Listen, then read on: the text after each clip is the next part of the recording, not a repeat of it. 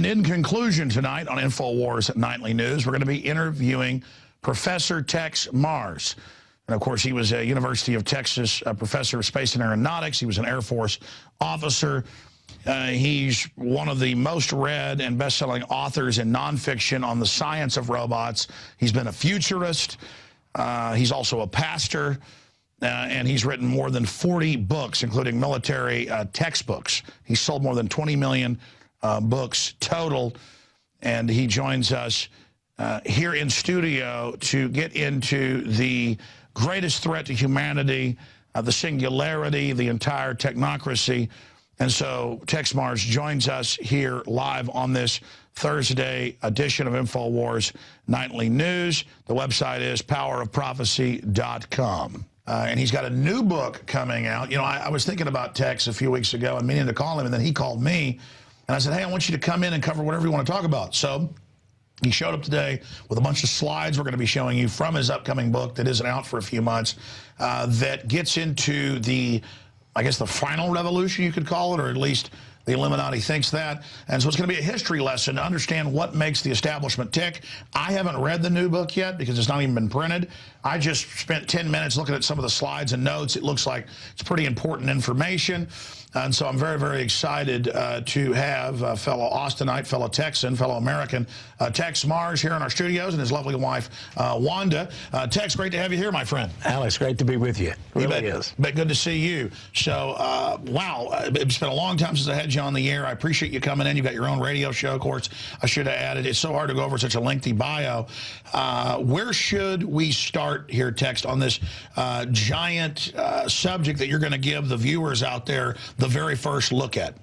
Well, I think we really need to look at three elements of the Illuminati. If we want to study the history of the Illuminati, of the elite, let's just call them, I think there are three great elements. The first one is the French Revolution.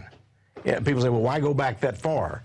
Because it really set up everything for today. Then 100 years later, we had the communist explosion, the communist revolution in the Soviet Union. And that set up for what we have today, which really is the high-tech explosion. People say, well, what do you mean? What's wrong with high-tech? What's wrong with the computers, digital things, software, robotics? There's nothing wrong with them exactly, but they are setting up a police state all around us. You know, it's not something that we're going to see outside of us. We are stuck inside of it. We're like in a box right now. We're in a vice. And in every case, there's a high-tech revolution going on. And the elite are spending billions of dollars to put us in this vice. We need to know what's going on, what's happening for the future. The next 10 or 20 years, if we stay around that long. But there are things that are happening that people really need to understand. And I want to give you credit for being the first on these issues. You know, I was telling you that I was at a newsstand, actually at the supermarket, and there was your first issue. I didn't know you were going to put out a magazine. There was your first issue of InfoWars magazine. I said, hey, Wanda, look at this. And there on the cover was, well, it was about robotics, about how the military was using drones and other robots. Inside was a great article. I want to give people a quote from you about that, because at that very moment, I was working on my new book, Robot Alchemy. And I said, wow, this fits perfectly. In fact, we'll show folks a document Cam shot, a first look at the cover of one of the big coffee table-sized books that you've put out so many bestsellers of, like Codex Magica, Robot Alchemy. Please continue. Well, you know, if we look at these three great revolutions, you know, Mikhail Gorbachev said everything in Russia, you know, from 1917 on, came from the French Revolution. Well, what do you have in the French Revolution? Illuminati Jacobins. Yeah, the Illuminati Jacobins, that's right. You have Lord Rothschild and his beginnings at that time. You have the terror that began, the guillotine. That's how they got most of the big palaces in France and still own the Rothschild wine. Literally just stolen. I mean, amazing. And you know, of course, you mentioned technology. I want to go back and take your time, Texe. We got an hour, and I'm going to let you roll here and only interrupt half as much. But just to back up what you're saying here, it's not, people say, well, you're a troglodyte, you're anti-technology. No, you wrote the first big bestseller on robotics. You've written technology books, and the literal, what is the best-selling textbook on military armed service courses. I mean, such an incredible bio. You're a pro-technology guy. It's that they're building Trojan horses into it all to spy, to control. They're taking it and twisting it, and I guess that's why you call it alchemy. So we'll get back into that. But yeah, it's magic. It's witchcraft, basically. So take your time. Start at Weishaupt, the French Revolution. For people that don't know, right before we went live here, started taping to air it on the show, you said, it's funny, there's a photo or a painting of Adam Weishaupt, of the founder of the Illuminati. People think that's just a rumor. And I'm glad you said that, because people think it's in movies. They don't know it's Encyclopedia Britannica. That's right. They don't know it's actual real history. So take your time. You've got the floor. Start at the beginning. Well, at the same time America was having all of its ferment of our American Revolution, thank God we had people, we had Thomas Jefferson and others who were not of a dictatorial mind. So our revolution went a different direction than the France's did. But the Frenchmen really had a problem. First of all, they had this king and queen. They needed to overthrow, King Louis and Marie Antoinette. And they did. They stormed the Bastille. Who did this? What got them so aroused? We had an amazing conspiracy. That's exactly what it was. We had Adam Weishaupt, who founded the Order of the Illuminati in 1776. Then we had, of course, Rothschild, who funded the whole shebang. But it was the first great revolution. They said, we're going to promote democracy, equality. And by the way, they got the records of it. That's how we know all this. Oh, yeah. When the writer got struck down with all the command orders. This is. Oh, yeah. I have a copy, in fact, one of only 10 in the world. Wow. Of the first book by Adam Weishaupt, when he set it all out, exactly what he intended to do. Adam Weishaupt was a professor. I wish you would have brought that. We got to have you back. Well, maybe I will. But he was a genius of a man, but he was called a devil man. He was a Jesuit. He was a Jewish man. He was a Mason. He was everything. He was everything. And he founded the Order of the Illuminati, which you can read about. Now, he founded this, and the idea spread throughout Europe, but especially in France. A lot of people say, well, they just killed the nobility. They set up the guillotine. All they wanted was to kill the nobility. They replaced one evil with one even 10 times worse. But go through it. Absolutely. Christianity was the great threat. Tell us the Illuminati goal. Well, I mean, it's pull down everything. Tell them. Well, the Illuminati goal is just as you have stated on your program over and over and over again. Basically, they want to kill us. Listen, you tell them out there, Texe. Alex, well, the problem is that there are too many of us, and they want to rule. How do they rule with 7 billion people on this planet? The way they do it is to kill about 6.5 billion. That sounds so fantastic. And how are they going to do this? They have devised, we're going to take you through 3 revolutions, basically. The French Revolution, which is the setup for the whole thing, the communist explosion of the revolution, which happened in the 20th century, and now that we're in the 21st century, 2013, now we have the high-tech revolution. It seems to be good, Alex. I mean, they've got everything for us. I was just reading an article here about drones. Anything you want to show, put them right here. We'll show people. Yeah. Did you know that they're going to have 75 to 80,000 jobs? I mean, this is a good thing. They're engineering the economy where the only jobs are in the tyranny. That's how you engineer it. Exactly. The majority of the new, in the last, since 9/11, that staged event, of course you know this, but for viewers who may not, the majority of scholarships in technology aren't engineering for computers or whatever. It's for the surveillance grid. So they're designing it where that's the only choice you've got. Sorry. Well, there are many billions of dollars being spent for this by DARPA. And drones is only a small part of it. They're developing intelligent robots, for example. And people say, well, robots, they're clunky, metallic things. I've seen all the movies, all the science fiction, and you'll see all of these in my book, Robot Alchemy. Remember Anne Francis and the robot Robbie? Yes. And Forbidden Planet? Danger. Yeah, exactly. Then we had Gort in the day the Earth stood still, 1951. He was, after Patricia Neal and all of those things. We had good robots, we had bad robots. We had the Star Wars robots, but then we had the Blade Runner guys. He came out and killed his own creator. The replicant. Exactly. Well, in about 20 years from now, people listening to me understand this. In about 20 years from now, we're going to reach singularity. What does singularity mean? The roboticists say, we're talking about the doctors and so forth, and various professors at the universities, they say that in about 20 to 25 years, we're going to reach singularity. That means that robots, that their artificial intelligence has been gaining on the humans. We laugh at the robots now. But we laugh. Well, Big Blue beat a human, what was it, 10 years ago? Yeah, well, that's right. Or Deep Blue. But now we have robots that don't look like robots. We have, for example, the Eater robot. The Eater robot, what does it do? Well, it's a military robot, but it literally survives by eating human beings. That's right. They can grind up human beings, take the bodies on the battlefield, and feed them into Eater. It goes by biomass. That's how it runs itself. This is an example. I want to show people some of the robots that the military is now creating. Now, we know about the drones.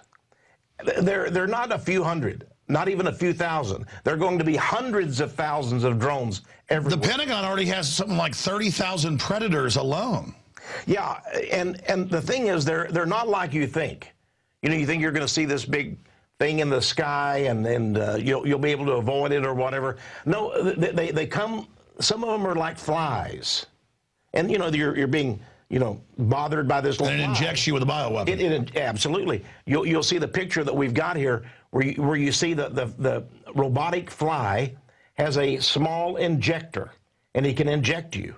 So you're sitting on your back porch reading a magazine or whatever, and suddenly you're dead. People want to know why. They don't understand. But the Air Force came out a few weeks ago with this new film showing the drone flies over and drops hundreds of little ones that land by your house and spy on you. But that's the high-tech ones. Yeah. Those are ones that can move. They already have the smart meter on the side of your house, dialing into all your wireless, spying on you. And the White House White House CIA director came out, a few months ago, Petraeus, where he got disgraced, and said, we're spying on you via your washing machine. Remember that? Yeah, he did. The refrigerator is spying on you. I stole your thunder. You were going to quote what you saw in the magazine. The End of Humanity. Well, your magazine had this article, and I believe the article that you wrote was called Rise of the Robots, the End of Humanity. Yes. That sounded like science fiction, but I knew that it wasn't. I read the article. It was amazing. I want to quote you. One of the things you said in that article. You said this, Alex. You said, in the coming decades, humanity will face a new kind of enslavement, a scientifically designed tyranny through which the elite will use robots to subjugate the rest of humanity and eliminate any pockets of non-cooperative resistance. That's from your article, October 2012. I thought about that a long time. I was working on this book. I was working on these kinds of robots that we're going to see. Now, robots are an amazing thing. Frankly, I love robots. I wrote the 3 cardinal books on them. I was the first to write the personal robot book, 1985. It was selected by the Electronic Book Club, the Computer Book Club. I wrote the Great Robot book. I even wrote a book on careers with robots. You are a leading futurist. Yeah. Well, or were in a previous incarnation. Absolutely, in a previous incarnation, exactly. Well, I've had a hiatus here of about 25 years, but I kept, that interest in robotics and computers and all those things on the side. And I've been watching how things have been developing. You remember that Dwight Eisenhower, as president, in his farewell address, he warned of the military-industrial complex. Oh, yeah. Now, what is the military-industrial complex? It's exactly what we're up against now.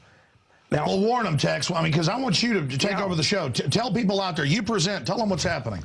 Well, first of all, what you have to understand is robots are incredible creatures. Right now, they're putting artificial intelligence in robots that is amazing. Now, they can't do everything that, we would like them to do. I mean, a man has written a book, a very intelligent book, by the way. Levi has written a book about sex with robots. They're going to be driverless cars. They're going to be your kitchen helpers. You're going to come home at the end of the day, and they're going to just wait on you. Google cars are already like in 8 states. Yeah, well, yes, and, you know, in every way we're being watched, surveyed. But now back to the robots. If you have these robots, the question is, what happens when the robots can outthink, outsmart, outdo human beings? You say, well, that won't ever happen. Oh, yes, it will happen. All the robots. Well, it's game over. They already say they're not going to have a military. It's all going to be robots, ground, sea, and air, submarines, tiny ones, that will totally control us. And we're paying to build it now, and the elite program it. So even if the troops say no to killing people, the robots are going to say yes. And they say, like Bill Joy, as you know, in Wired Magazine said 12 years ago, he said that we're just going to kill everybody. And they publish this stuff telling us, and it's, you know, then people think it's funny. Yeah, you mentioned Bill Joy in Wired Magazine there. He was the head of Sun Microcomputers, a major computer server company. Well, a guy like that, a billionaire, says, you know, I didn't give enough thought to computers, to robotic instruments. I didn't think about intelligent machines, where they would go. But he says, basically, well, let's just look at what he said. He said, they don't need you. They don't need you. It's like the Stepford wives. Once they've got the robotic creatures built, they don't need the wives. They're going to kill them and get rid of them. That's the point. They don't need all these. They don't need these workers. There's no empathy. There's no ancestors. There's no soul. They are a perfect puppet to be. That's why our cover is this fake human with an Illuminati pyramid jacked into it. This is the devil trying to play God. Absolutely. But I keep going, and then I want to bring up the genetic side, because there's 2 arms. They see the right arm of their takeover, that they will achieve immortality, in the words of Ray Kurzweil and other high priest, via the merger with the cybernetic interface. But separately, they're also looking for the immortal cell lines. That's right. Absolutely. And which they actually talk about injecting themselves, but first testing on us, a zombie system where you're still alive, but you are undead. Your cells just keep dividing forever, but in some type of ordered system to where you are living dead. And that's not TV movies. This is what they're into. Well, we're operating on 2 wavelengths here. On one, you have transhumanism, where humans become cyborgs. Okay, they take on the parts. They get a biochip in their brain. It all sounds so great. You can have an encyclopedia in your mind instantly, okay, just by installation. But it's going to have a back door. Well, not just a back door. I think it's going to have a front door. You know, whatever they want you to do, you will do. And you'll dial out of the real world more and more into their false projections. Absolutely, absolutely. You know, I see it this way. Imagine a biochip in your brain. And you've got all this great knowledge. And they're going to make it so horrible, the world's going to be so hellish, we're going to want to go into the Matrix. Oh, yes, absolutely. I'm sorry, and the Great Deceiver runs that. And the beast will be seen everywhere as a talking image. I mean, the Bible's all coming true. I'm sorry. No, well, you're right. That's Revelation 13, the image of the beast. He'll walk, he'll talk. Worldwide. You know, he will fill it, and it will serve him worldwide. That's right. His spirit will be in it. It's a robot. Yeah. Bill Clinton, you know, gave a speech in Ireland a few years ago, and he said, do you know what? Now, this is very prescient of good old Bill there. But President Clinton said, do you know what? He asked the audience. He said, we've reached the point now where there can be virtual reality everything. There can even be a virtual reality president. You think you're looking at the real man, but you're not. It's a virtual reality president. He signs documents. He goes to various public functions, cuts ribbons and all that. But it's a virtual reality president.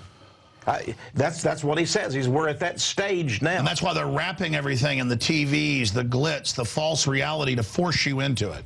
Yes, you see, everyone will want to have a chip put in them. Everyone will want to be superhuman. This is the transhuman. This is the promise. Well, of course, they say...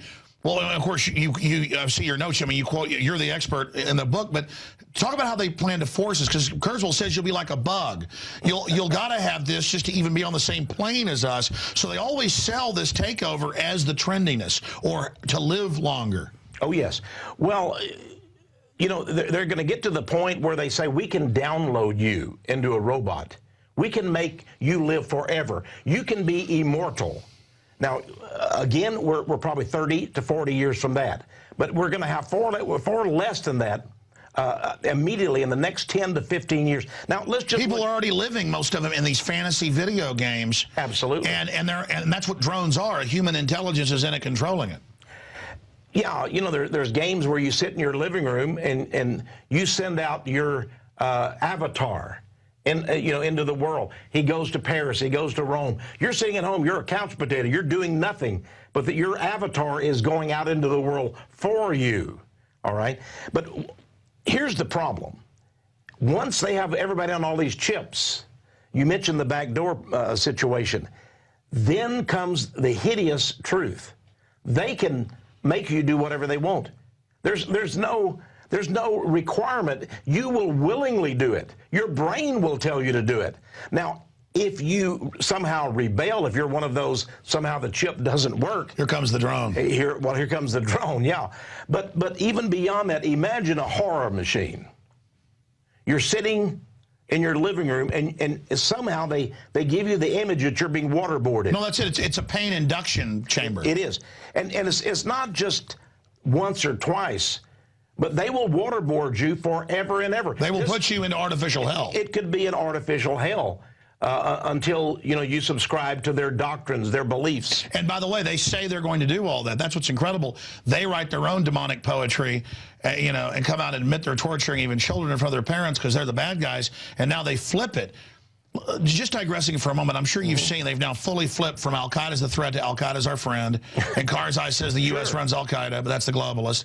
And then they say the new Al-Qaeda, I have the LA Times, is Christian white patriots. And they said our belligerents, this is the LA Times, they say, these are quotes, our belligerents will be crushed, and that they're sending the federal task forces. I mean, these are like weird little Che Guevara, Joseph Stalin wannabes, because I see it bragging how they're going to get us. I mean, this is, and these aren't people that think of their life as being somebody from what they create or who they know. They get that through the state machine they're going to be given power. It's the same spirit, and these transhumanists, not the low-level fools, but the real ones, they are into the power that they're going to be controlling the master grid. Absolutely. I mean, just look at this right here. It says they are increasingly frightening numbers of cells of angry men in the United States preparing for combat. We can give a document cam.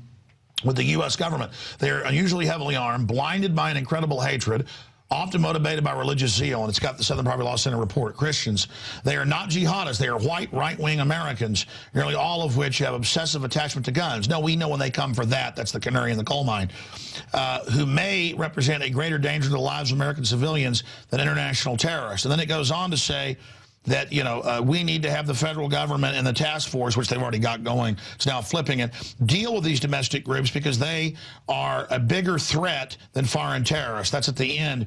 And it goes on. It says, how can we reverse? What could be done to reverse this tide of belligerent ignorance? And it says, federal task forces. Federal task forces. So yeah. I mean, this is literal. We knew this was going on behind the scenes.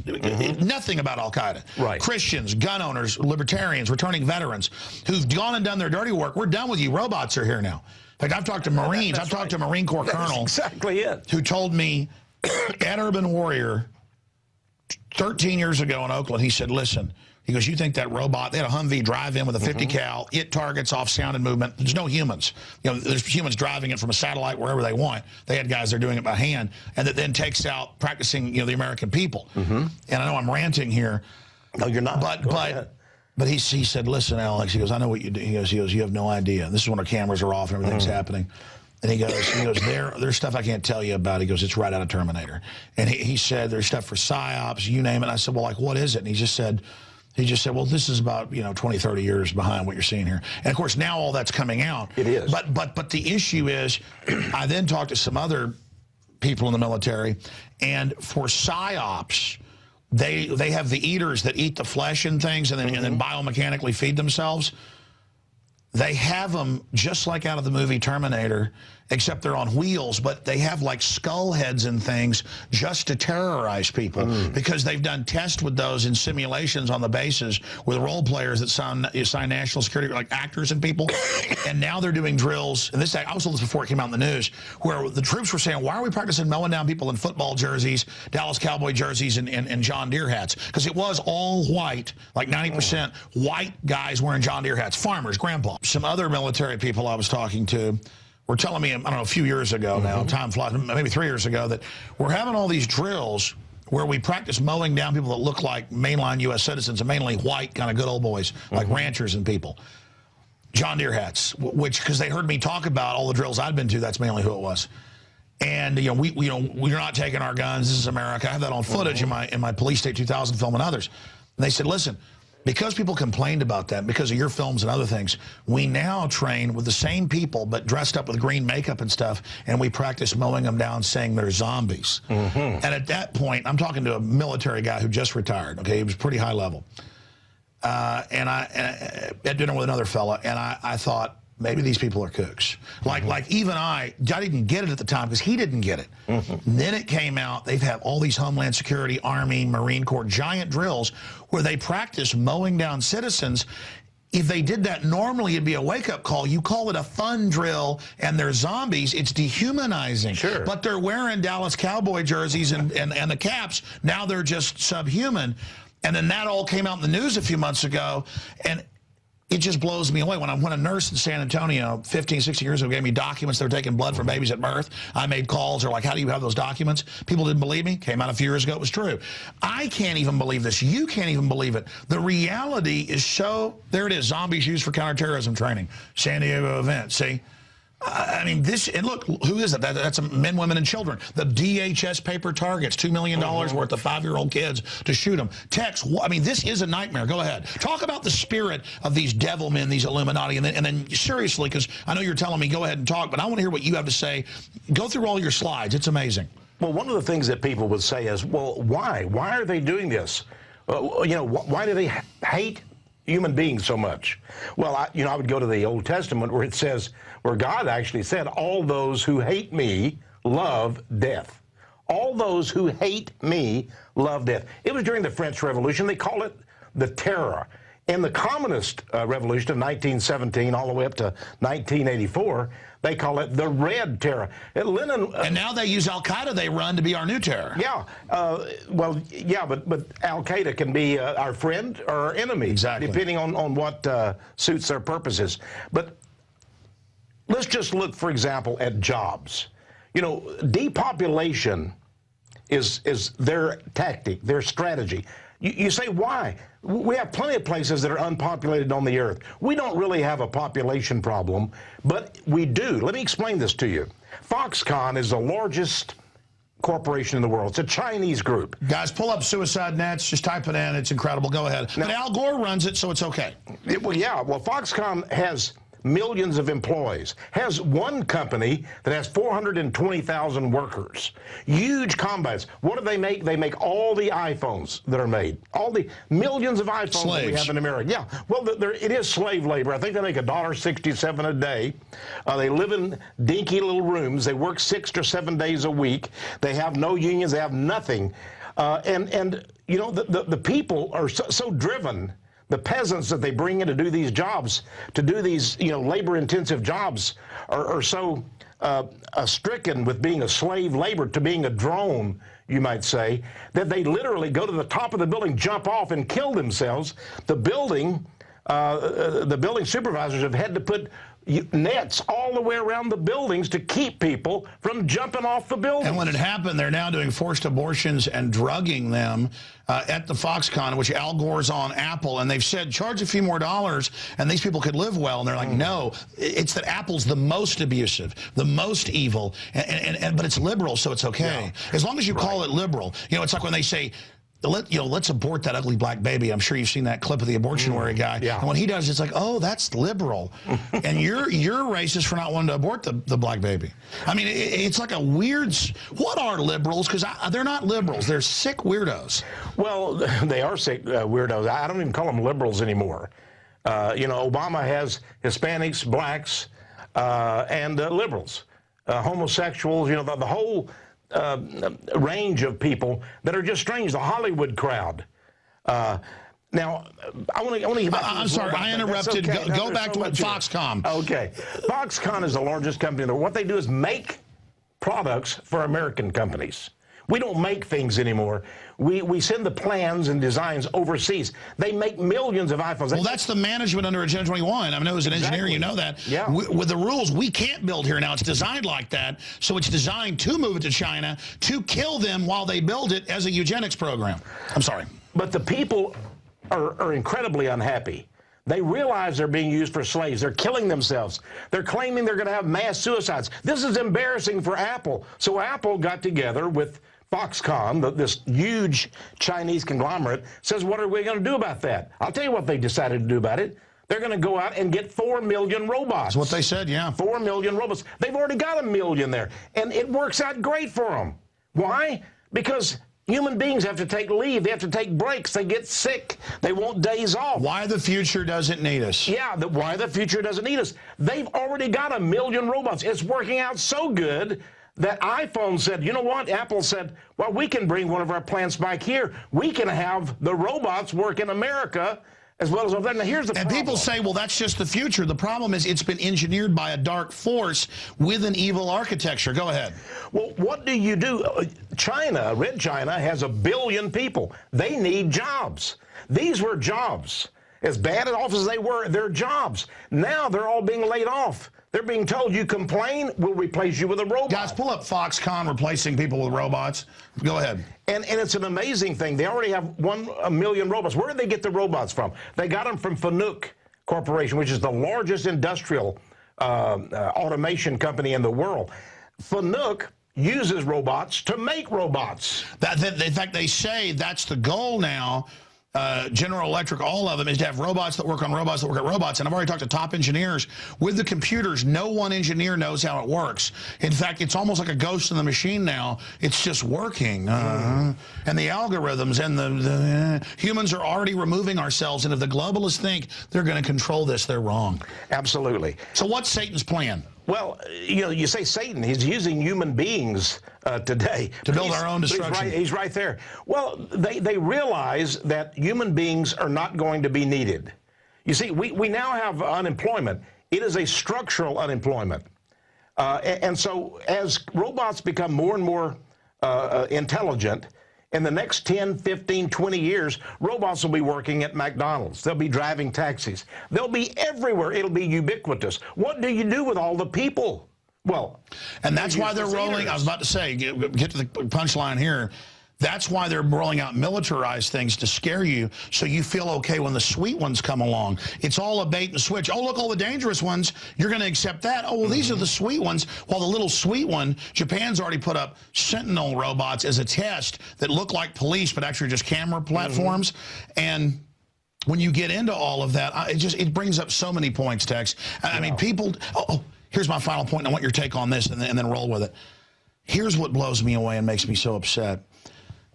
I've seen the actuaries. They've done breakdowns that if they would just pay those people $3, $4 an hour, actually the manufacturing, the components is what cost it. The assembly humans are doing is a tiny part of it.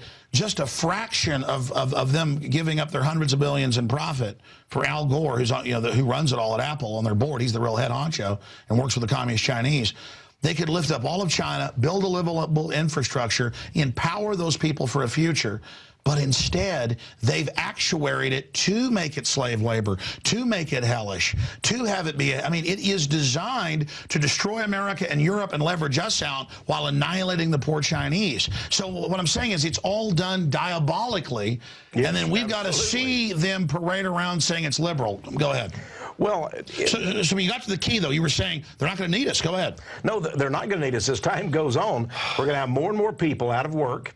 I expect that we'll have, now we have, what, 8%, 7 or 8%. We'll have 10%, 20%, 30%. Now, people are now being offered freebies. We can't give you a job. Well, we'll get you a phone. We'll pay your rent. We'll give you food stamps. We now have almost 50 million people on food stamps. They're going to continue those programs. But eventually they will say, what are we doing this for? Now that we've got this military industrial complex so set up that everyone is in a prison, we've got drones watching everybody. We've got their TVs watching, their refrigerators, they're watching. We've got them totally in a prison. Now, let's get rid of them. We don't need these people.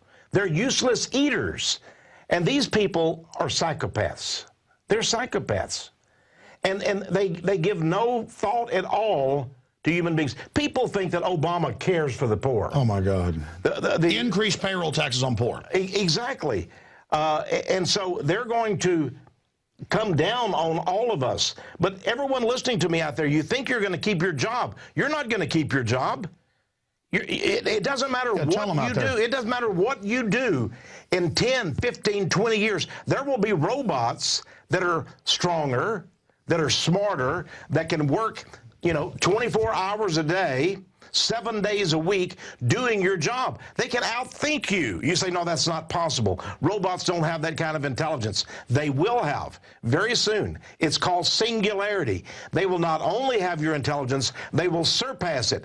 And they can build thousands. Robots will build robots. It's an amazing thing. We're showing you some pictures now about what they can do. That's today. They can play instruments. There are robots that look like women.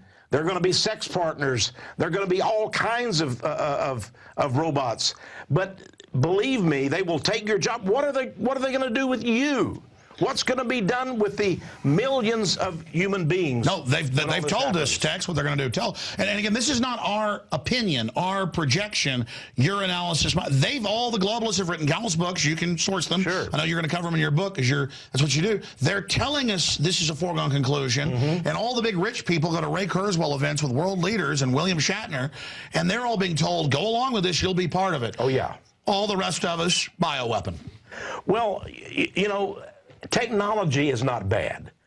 It's like a gun. Exactly. But it's whose hand it's in. Well, Asimov, was a great writer of science fiction. He created the 3 laws of robots. Basically, the 3 laws of robots ensure, if they're programmed into robots, that robots will take care of human beings. They will tend to us. They will, guard us and all these things. But it's how you program the robots. I'm not worried about robots overtaking us. I'm not worried about It's robots the elite that control them. Exactly. That's how they take out humans out of the equation. But expanding on that, his even better books as a visionary, written in the 40s, I think, were the Foundation series, which I know you probably read. They were the Hugo winner and a lot of other stuff. And in that, they create computer systems that can predict off mass movements, off tracking all the data and your actions with computer chips, before they even had chips, that to then feed into a master system for future prediction of over 90%, they now have it. Isaac Asimov's understanding, which we know others basically fed him a lot of it, was their master plan. And again, how did H.G. Wells in, say, 1900 write about atomic bombs when the equations didn't exist? Yeah. What's happening there? Well, the elite meet constantly. We know about the secret meetings of the Bohemian Grove, of the Skull and Bones, of the Council on Foreign Relations, and all the other groups that meet. They meet and they plan out and they decide what they're going to do to our lives. These are not meetings that we're privileged to attend. Did you see Bloomberg? 2 days ago, I meant to even cover this. I haven't. I've mentioned it. He said, I use mathematics and science to control things. I will decide what you eat. And he was explaining how he loves us and how, and it was like how he's this wonderful genius. And it said that he will run our life. Guys, pull up Bloomberg. It's in the article. Bloomberg said he prepared for the next massacre. And in it, it's all how he would control. I'm sorry, go ahead. I'm backing you up. Well, think about that. He prepared for the next massacre. He knew one was going to occur. And he said, let's all be ready for it. I mean, just like... It's more than that. They were staged. I can look at it. Just like 9/11. I'm not just saying that. They were both staged. Aurora's 100%. Of course. And we go back to 9/11, and they had everything ready for us. Remember that film that came on TV over and over again of those commandos of Osama bin Laden jumping over those obstruction things, and over and over and over again. It was exactly like and they rolled that right before it happened. Again, I mean, look at Aurora. Under Air Force top psychiatrist from an entire base in San Antonio transferred to spend 4 or 5 hours a week with this one guy. a high-level officer with him. He gets $30-something thousand from DARPA in a human mind interface program. He's on 7 drugs, and now they're going to give him truth serum to make him admit he did the murder alone, which is actually, when you're under that kind of mind control, as you know, puts you back under it. So now in the Denver Post, they're going to drug him for the trial with the truth serum to make him go back into the personality, because he told folks in the jail for the 2 days, I don't remember anything, I'm under control. And then they said he wasn't with people in a jail. The problem was they'd admitted he was in the jail. I mean, and you look at it, they did the whole thing. I mean, that one, we really caught him. Just like Sirhan, it came out, didn't shoot any of the bullets and was under a truth serum drug, which can also be used as a hypnotic drug. It's not really a truth serum. It makes you highly suggestible where you'll say whatever they want. Go ahead. Well, they're driving us through these things. Yeah. They're driving us. They're planning them. They're executing them. And you know, and it's just like 1984. At one moment, you know, Oceania is our enemy. The next day, they're our friend. You know, the Al-Qaeda of Syria are now our pals, our buddies, now that they're after Assad. But once they get in, then they'll be our enemies again. They'll bring turmoil and chaos. That's really the whole goal in the Middle East, to bring destabilization, to bring chaos into those governments. We don't want a stable government in Iraq.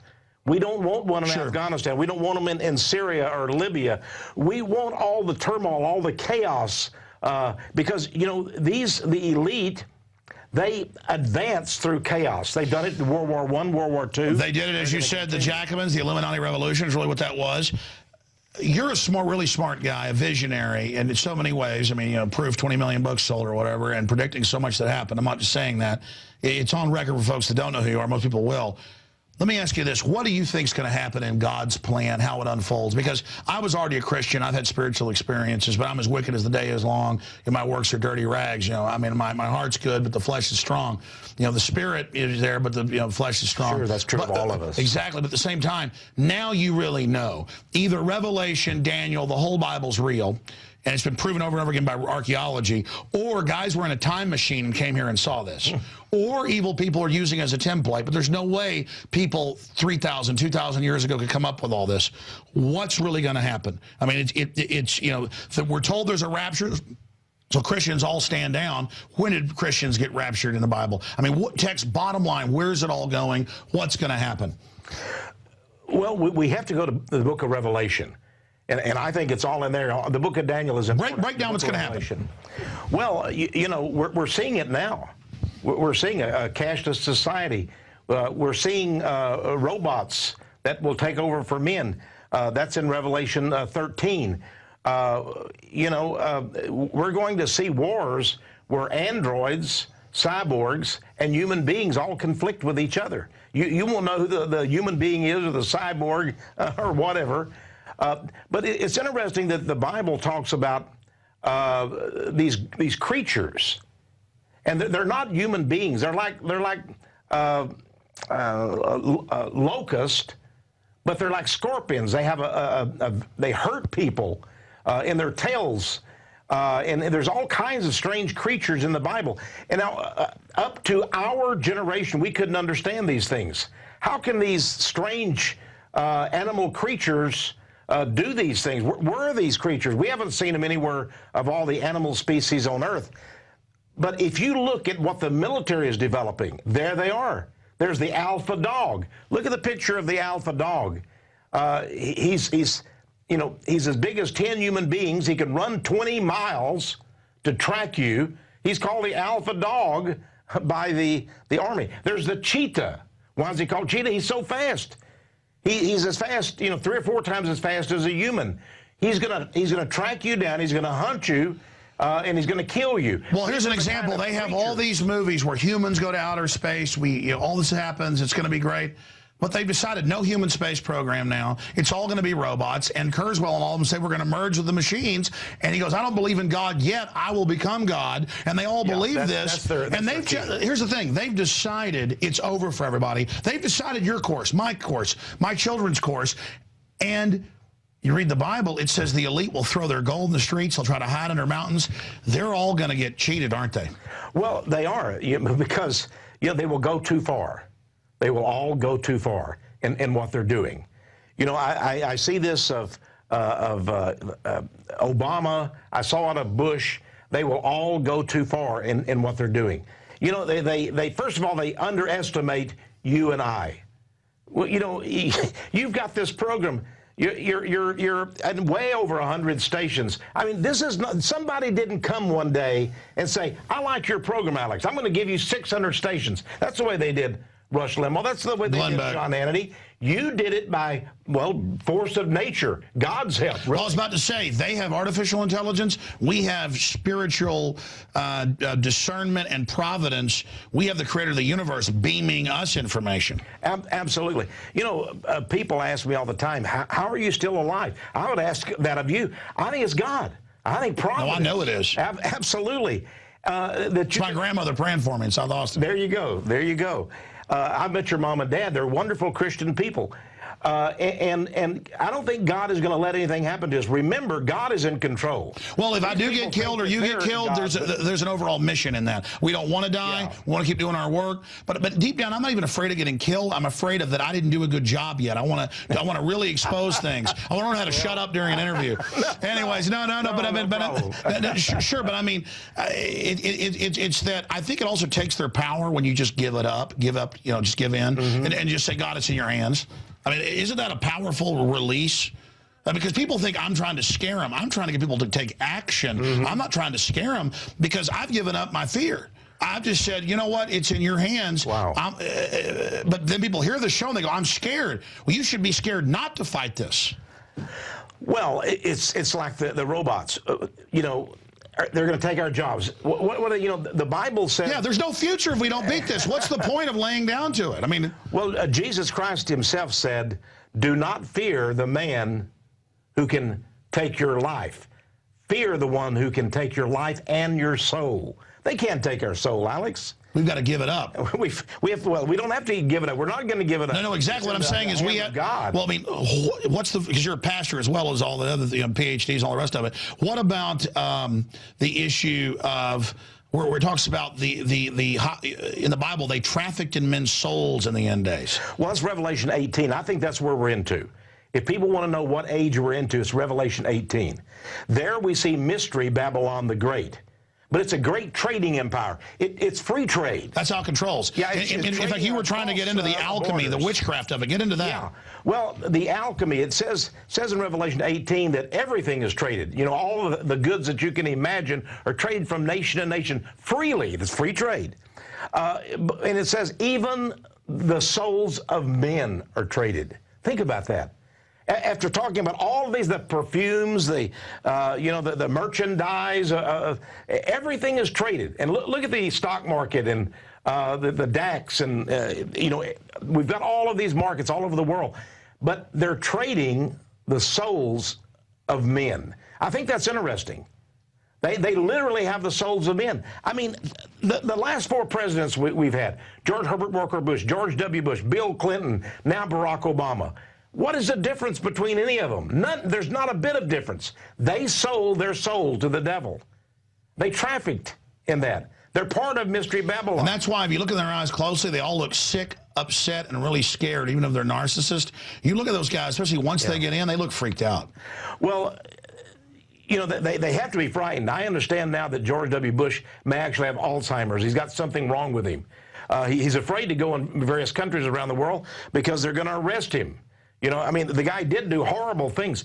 Of course, the Republicans now are all talking about Obama using, the drones and all of that. But hey, who originated this? Who got that whole program going? Of course, it was Dick Cheney. It's totally congruent. It's like Quigley said, they want the illusion of choice on the surface. Who was the last, not that he was perfect, but real president? Eisenhower, Kennedy? I think the whole high-tech revolution that we're into now began in 1963. Oh, yeah. Did you see the full quote? I'm sure you've seen the full 20-minute address. We ought to air that some night. We've done it years ago on the radio. Of Eisenhower's farewell address, he said there is a technological, I think he was a technocratic elite that are building a system of control, and then he said military-industrial complex. See, they always do the military-industrial complex. Beware that. He said there's a technotronic, technological elite. Because he was.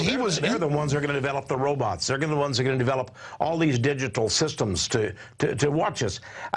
Yeah, it's interesting that Eisenhower would do that. Here's a 5-star military general. I mean, if anybody would love the military-industrial complex, it would be him. But in his farewell, most times farewell addresses are just little, peon things that they say. He said, "Watch out, technocrats are taking over." He gave a major speech the day he left office. It was his farewell address. If you can tell me what Truman or the Bushes said in their farewell address, I'll pay you $100. It was irrelevant. It was nothing. It was peanuts. But he said something very important. He said there is a technocratic elite here, the military-industrial complex, and they seek unwarranted influence. That's right. That's the full quote. And future generations are going to have to watch out for these people. We went, unfortunately, right into the Vietnam War. And I think the 1963 assassination of JFK was a coup d'etat. And who took office but JFK? All of the intelligence agencies were working together. Even Israel and France were working together, their intelligence agencies, to kill JFK. LBJ got in. Everything changed in America. You know the old song by Don McLean, The Day America Died. That was the day. We didn't realize it. But a coup d'etat occurred. Now, we've had other good people. I think Ronald Reagan was basically a good man. Well, they shot him. Well, that's true, too. Hinckley, the Bushes were involved in that. They were, because... Why are the Bushes so powerful as minions? I guess because they were double dealers with... Well, they'll do anything they're told to do. I mean, George W., come on. The guy really, I shouldn't say this, but he didn't have any real brains. But he would do anything that Dick Cheney and his handlers told him to do. Dick Cheney was the real president. I think he was. Man, I tell you, okay, you keep going, Tex, and then we're going to go to break and come back with Ted Anderson with financial news. We get over all the points that after this interview's over, you wish you would have covered with all my digressing. Well, I think you put your finger on it in that article in your magazine, InfoWars. It's a shame you can't send out that first issue again, where it had Rise of the Robots, the end of humanity. I have a quote by Dr. Paul Safa of Stanford University. Here, I want people to get this in their mind and to really, rumble it around. When the things we're talking about are so fantastic today. It just seems like incredible. But listen to this. He said the truly interesting question is what happens after we have truly intelligent robots. Truly intelligent robots that surpass human beings, that have different materials. They're not the metallic, clunky machines. They're truly intelligent robots. What happens after we have them? He says, if we're lucky, they'll treat us as pets.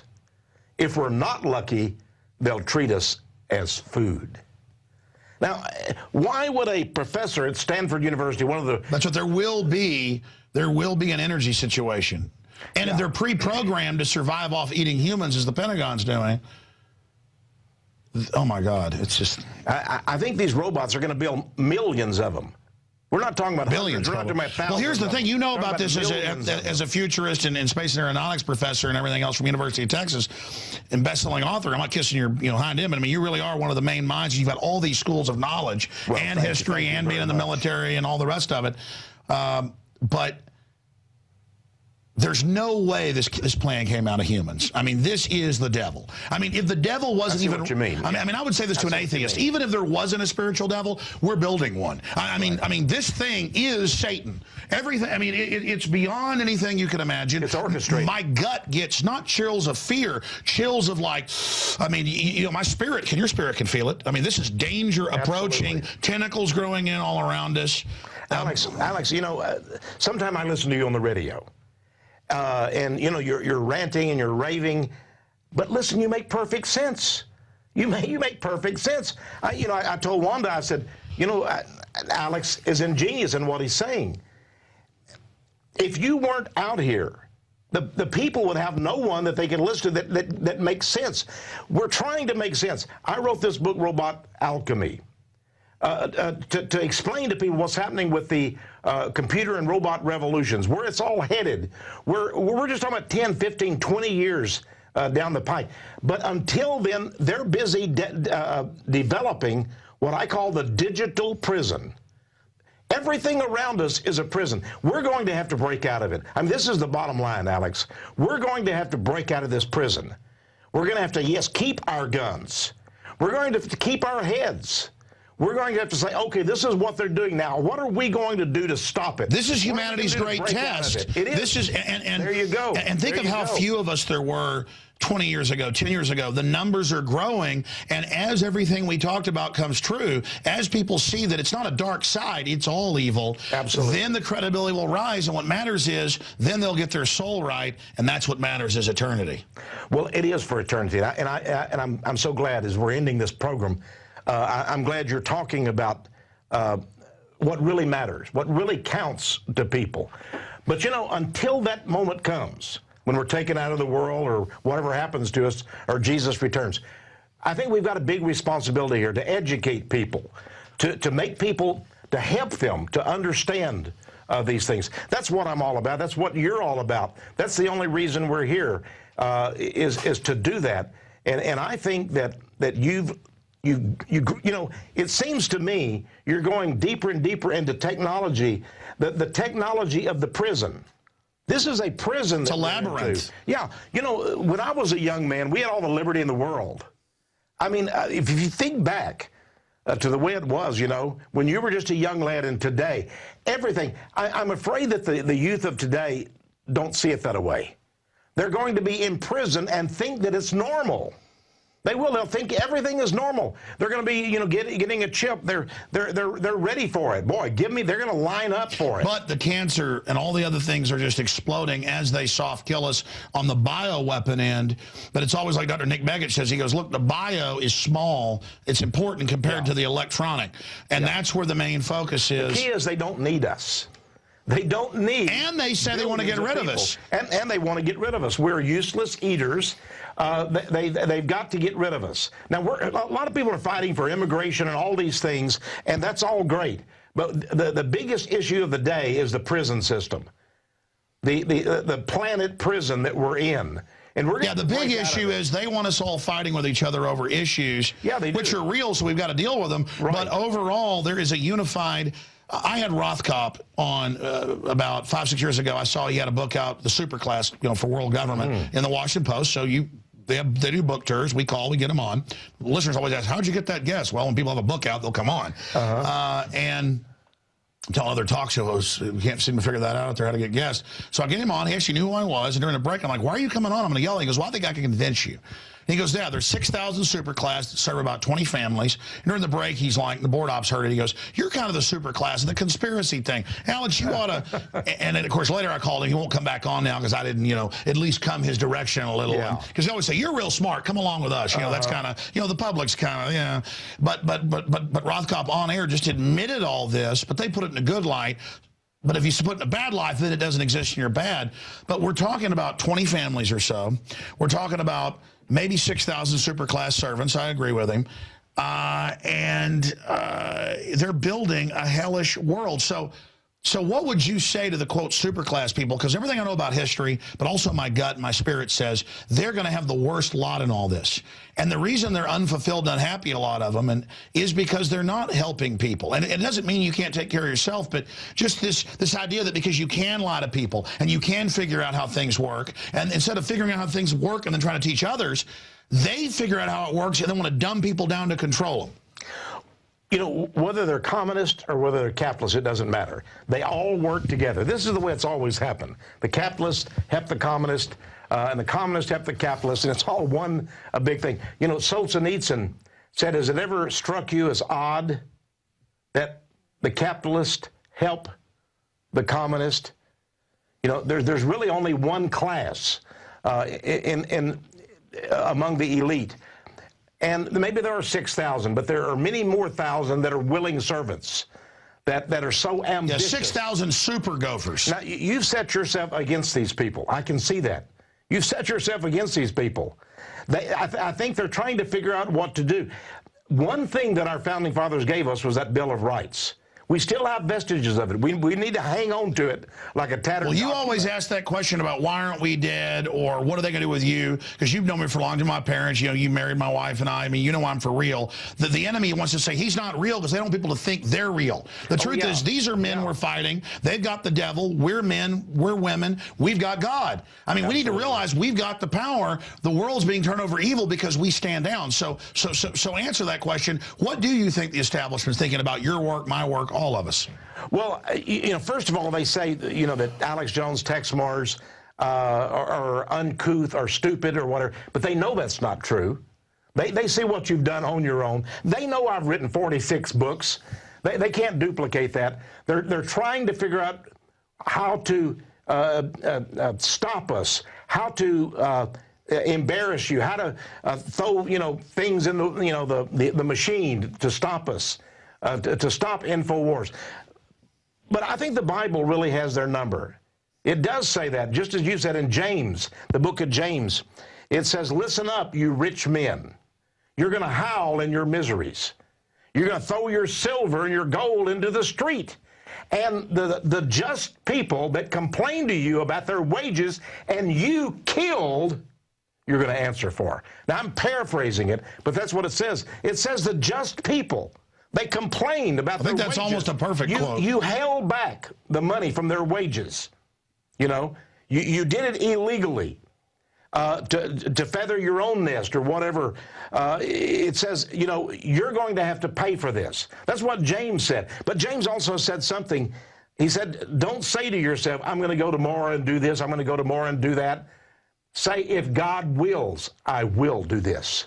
And I've always found that very a great, you know, what would you call it, a motto or thing to live by. Do whatever God says. You know, people say to me, what are you going to do next? Well, I'm going to do whatever God says I'm going to do. And that's all I'm going to do, unless they take me away. And if they take me away, I'm going to continue to do whatever God says. And that's always stood by me very well. And I hope it'll stand by you too, Alex. When I first, one final point, and then I want you to plug the websites and the free newsletter and all the great things you're doing over there at powerprophecy.com. When I first read your books like 18 years ago, right before I was getting on the air and was seeing stuff, you were talking about the Illuminati, the communists, the New World Order. It was all there, but you didn't really, because you're kind of like a mainline Protestant preacher. There's a lot of pro-Israel stuff there, because that's how we're all brought up. Sure. That's how I was brought up, you know, just overall. You know, the Bible, people, the Bible, all that. But then you've really focused a lot on Israel and select kind of mafia groups that control the Jewish people. Yeah. And we hadn't got into that today because I said cover whatever you want. You want to get into your new book coming out, which is what I'm really into. But my issue is I see a lot of corruption out of the Israel lobby, but then also see the eugenics involved that, like, you know, radiated 110,000 Jewish kids in Israel with the ringworm kids. So I see a double game. You know, you told me, hey, Kissinger says Israel won't exist. You quote all that. So what is the master plan? Because what I see is it's like some of the you know, Jewish mafia groups bombed Jewish synagogues in Iraq and stuff in the 40s to make them go to Israel. They did it in Spain. So I just see it as a wicked group managing both ends and then doing things in names. But obviously the Bible, Jesus, all this, Israel's at the heart of it, and so it is an important thing. And you know, then they spin and say, well, that's just anti-Semitic, but that's not actually what you're doing. You're pointing out a thread in things. So briefly speak on that, because there's all these contradictions, and then you've got the white supremacist out there who lie and make stuff up, because I've experienced it, you know, and said I've never exposed Israel or blah, blah, blah, blah, or, you know, all Jews are the devil, stuff like this. You know, how do you deal with that? Well, you know, when somebody says, why don't you expose the Catholics or the Jews or whatever? Of course, there's evil in all of these things, but you know, it's like so much evil in so little time, you know, that you've got to do here. You know, Henry Kissinger called up a columnist for the New York Post. This was about 2 months ago, and he said, I would like for something to be on the front page of your newspaper, a quote from me. She said, okay. Betsy, whatever her name is, you can get the New York Post. Sure, I saw it. And he said, in 10 years, Israel will not exist. That's all. That's all he wanted to say. But he wanted to tell the whole world. Because in the Jewish Kabbalah and Talmud, you tell people what you're going to do before you do it. If you're going to murder somebody, you tell them beforehand. Well, that's like Indians counting coup. Yeah, that relieves you of the guilt of doing it, according to this theory. So he's saying in 10 years there will be no Israel. What does that mean? They just came out with a new DNA study by Dr. Ilan Elhaik of St. John's Hopkins School of Medicine, one of the most distinguished schools in America. He's Jewish. He says that there is no Jewish people, that all of the Jews in the world came from the Khazars and such. Now, there have been other genetic studies on this. In other words, no one living in Israel today has ancestors who came from Abraham, Isaac, and Jacob. Except for the Sephardic Jews of Middle Eastern Jews. But those are less than 2% of the Jews. In fact, the Palestinians are more Israelite than the Jews are. But by the way, it was Sephardic Jews they radiated.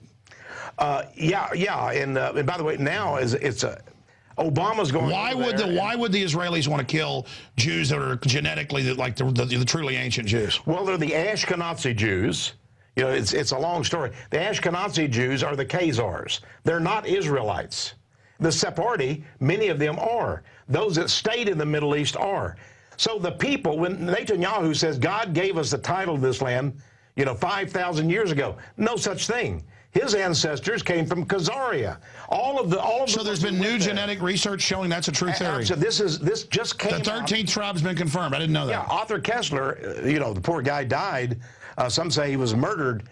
He was a very good Zionist Jew, and he wrote the 13th tribe. He said they came from all of the historians and archaeologists have always said this. I wanted to know. That's around Georgia. Yeah, I wanted to know the truth. I wanted to say, well, what is the truth on this? Well, now we have DNA evidence that says the Jews are converts. They're pagans who converted to Judaism. They do not, their bloodlines do not go back to Abraham, Isaac, and Jacob. And not only that, but Dr. Elhaik, who is Jewish, who is a real fighter there, he says there's no doubt about it. It's science. So what happens? What do all the Christians do? I want to say this. Henry Kissinger knew of this study. He knows of this. I think well, no, it's really chic to hate Israel, and I see them building it up, Antichrist stuff. Like, I mean, he claims to be and then kills them. I mean, this is crazy. Right. The elite. That's what I'm saying. It's more sophisticated. The elite have latched on to Israel as a tactic, as a strategy. Like I saw America's plunging in the polls. They have us do the dirty work, then they destroy us.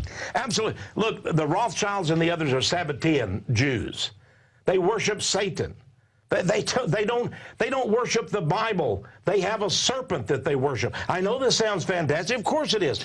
But what we have, that was because of that ancient area north of Georgia. That was the right, Kazakhstan, Georgia, all those areas in there. Those people migrated over to Europe. There were 3 million Polish people. Now, when Israel was formed, David Ben-Gurion, the first prime minister, was a Polish guy. Shimon Peres is Polish. That wasn't even their names. They changed their names to sound like they were Israelites. So we have a nation of imposters. But it would be wrong of us to hate these people. It would be wrong of us to not get the right idea here. The right idea is this. These people have been used. They have been used for foul purposes. They have been used to set up a bastion in the Middle East. But they will be dealt with. They'll be destroyed once the New World Order has... Yeah, why is Saudi Arabia so precious? I mean, they are just hands off. We've never seen such attacks when we criticize Saudi Arabia. And that's when when you're over the target, you get the flag. Well, yeah, it's interesting that the 9/11 people, what, 17 of the 19 came... But I mean, look how Al-Qaeda comes out of there, but we never hear about that, and how they're using Saudi Arabia to take over Libya and Syria. I mean, are they planning a big clash, too, that Pike talked about with the Muslims, too? Yeah, well, Pike was an interesting character who had the plan. And he said basically the plan is that there will be a great clash between the Muslims, the Christians, with the Jews sort of sitting on the sideline, but they'll be destroyed too, so that atheism will be the true religion, and Lucifer will be the one we worship. And I think that's the key here. We have to understand these people do not worship the Old Testament. And I'm talking about the Illuminati elite. They don't worship the Old Testament. They don't believe in the Old Testament at all. They have the Kabbalah. I mean, when you see Madonna with her little red band, Bill Clinton has it. Britney Spears has a little red wristband. They're into the Kabbalah. They're not into the Old Testament. They're not into... That's mysticism picked up in Egypt, Babylon, and then the Khazars. It absolutely is. That's where it all comes from. And it's admittedly that. Admittedly. I mean, that's old Raiders of the Lost Ark. And that's what drives me crazy. We're informed. People say there's no Illuminati. It's in history books. And everything, you know, and it's just so, I want everybody, no matter what, black child, Jewish child, German child, Chinese child, to not jump off suicide nets. I just want a future Tex. I know that's what you want. Amazing. We'll have to have you back on a history lesson on that, because I find it fascinating. And you know, the way I've described it is, I don't like any of the racist groups. I don't like the racist Jewish mafia that's attacking me all the time, the ADL. I don't like the Mexican mafia attacking me. I don't like the you know, Muslim groups that say I'm horrible because I don't say kill all the Jews. I don't like you know, it's like I don't like Hitler. I don't like Stalin. I don't like the British royalty. I don't like Che Guevara. You know, so often it's like, well, this group's bad, so you must like Che, or America's corrupt, so well, you know, why isn't Hugo Chavez good? Yeah. Well, compared to a lot of dictators, he wasn't that bad, but he stole a lot of property and stuff from poor people. Even, you know, I mean, it's just the real world. You got to have discernment. You got to have nuance. You got to have history. And I'm just coming in at 39 into being able to really start figuring things out. And it's just to an elitist, they get off on the general public being like deaf, dumb, and blind people who can't even communicate, and then they use that to control them. And I want to empower them, but I think, do you agree a lot of it is spiritual? You know, God has to touch them. It is spiritual. Here's the real question. Why was Henry Kissinger protected when he said Israel will not exist in 10 years? Remember, he's Jewish. Why was he not attacked by the press? How dare he say If Ahmadinejad say that, they'd say nuking. Oh, well, they would say, look, he's got a plan. He wants to kill us all. He wants to bring back the Holocaust. But Henry Kissinger said it. Nobody asked a thing. He just says it, and you're supposed to accept it. Well, I don't accept it. I want to know what he means. Well, that's like Rove said, we're history's actors now. They say it, and we accept their reality. Well, I say I'm not accepting their reality. PowerProphecy.com. People can also call and get I mean, it's not a news, it's really a magazine, really nice newsletter. Tell people about some of the stuff. Well, they can go to PowerProphecy.com. Of course, our TexeMarrs.com. You've got a Liberty and Truth conference coming up with Jim Marrs, a bunch of other people. Yeah, Jim Marrs, a lot of great people. I hope people go to that. January the 7th. They can, January the 6th, excuse me. They'll see about that on our website. By the way, I want to mention this book, Robot Alchemy, will not be out. This is the premiere. I mean, nobody in the world knows about this book except InfoWars and you right now today. So this book will not be out until about April the 20th. So people have about 6 weeks to think about it. Maybe they'll want the book, maybe not. But Robot Alchemy will be out in about 6 weeks. This was really well, I'm honored. Well, you know, I wanted to do that, and Alex, I appreciate you so much. I appreciate everything you're doing here to warn folks. Thank you so much. God bless you and Wanda. God bless you too. You bet, buddy. And again, that's powerofprophecy.com. Our site's Infowars.com. And we have the video streams at prisonplanet.tv. And that's it for tonight's edition. But the restream with the start of the show with Jakari Jackson sitting here in the chair doing the nightly news. He did a great job. So did the crew. Is coming up in just a moment when the show ends. And again, the archive is always posted a few hours after up at prisonplanet.tv. And don't forget, $5.95 a month is 11 subscriptions. I really said 10, but you get your own membership, and then 10 more can simultaneously log in at prisonplanet.tv. And again, the crew, I salute you. Their only fault is they try to do too good a job and do too much, and we get overwhelmed. But it's better to attempt too much and succeed a lot than just sit on our hind ends and fail. So God bless you all, and Lord willing, we'll see you back tomorrow night for another edition of InfoWars Nightly News.